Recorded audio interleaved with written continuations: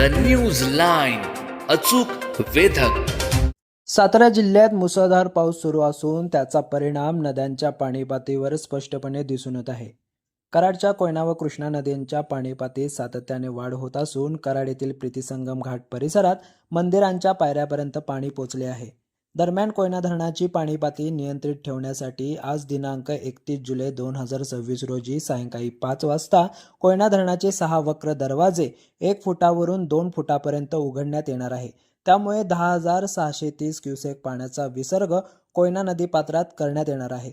तसेच कोयना धरण पायथा विद्युतगृहाचे 1 युनिट सुरू असून त्याद्वारे 1050 क्युसेक पाण्याचा विसर्ग सुरू आहे. त्यामुळे कोयना नदीमध्ये एकूण 11,680 क्युसेक पाण्याचा विसर्ग सुरू होणार आहे.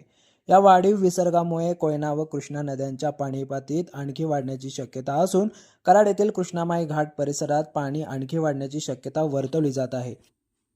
द न्यूज लाईनसाठी Amol Takale, Karad. The news line, अचूक वेधक.